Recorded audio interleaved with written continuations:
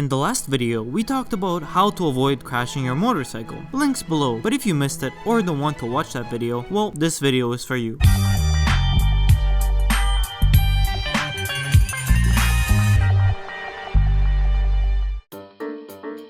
I don't want to sound like a jerk, but there's still a slim chance that one of you, that includes me, might maybe have a motorcycle accident in the future. Because, you know, other drivers, obviously, coming out of nowhere, obviously, being on their phones, obviously. Alright, you low-sighted, we get it. You're embarrassed, we get it. Your bike is on the ground and so are you, we get it. But what we don't get is why the heck is the first thing you do before anything is try to run towards your bike and set it back on its wheels. You do realize that the bike is already on the ground, and lifting it will not magically fix it if you do it fast enough. 5-second rule does not apply to bikes. Now, what many people don't realize is right after the crash, your adrenaline levels are off the charts, which means you feel no pain whatsoever. It's kinda amazing actually. So by running towards your bike, your ankles might be broken and you won't know it. Your spine might be cracked and you won't know it. You may have a hole in your body and you may not know it. But what you will know within the next hour, remember that damaged ankle you had from the crash? You know, the thing you didn't feel? Was damaged even farther because you ran over to pick up that bike because it was more important to you than your health. Slow down and check yourself over before you get up and damage yourself even farther. Fine.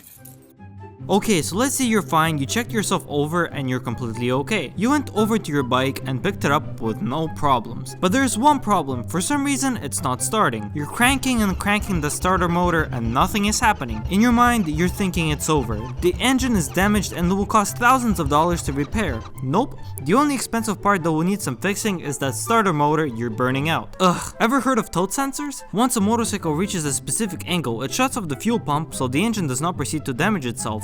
An example would be oil starvation. As I said, your adrenaline is rushing through you. Just take a couple of seconds to think, turn that key to off position and then on. It will start without any problems. Unless your bike is in this condition, then you're kinda screwed. Now, for number 3, let's talk about weight. Usually heavier things slide faster than lighter things. In most cases, a motorcycle will be heavier than the rider, usually. But let's say you're doing a dank wheelie and you're not hovering the rear brake, or you're leaning way too far in a corner. Well, there's a slim chance that you'll be going down. And when you do, the last thing you want to do is instinctively hold onto your motorcycle mid-slide. Not only are you going to take longer to slow down, but there's a greater chance that the rider will get squished between the ground and the bike, or even worse if it comes flying between the rider and the wall. The best way to handle the situation is just to let the bike go. Let it do its own thing. Just look how much faster the bike slides because of the extra weight. If you follow these steps, there's going to be a slimmer chance of you getting hurt or you catching on fire, because apparently that's a thing. Moving on to number 4, let's talk about climate. With the huge rise of population and carbon emissions in the last decade, the temperatures are on the rise. And when there's a rise in temperature, there will always be the rise in squids.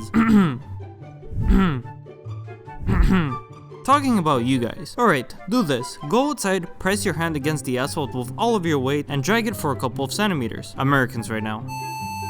Hurts, doesn't it? Now try to imagine the exact same scenario, but instead of your hand, it's your ass, and instead of dragging it for a couple of centimeters, you're dragging it for a couple of meters. Not only are you missing your ass at this point, but there's a great chance that you have 3rd-degree burns on your hands. Just imagine what kind of life you would have with no hands. No arms or legs is basically how you exist right now, Kevin. You don't do anything.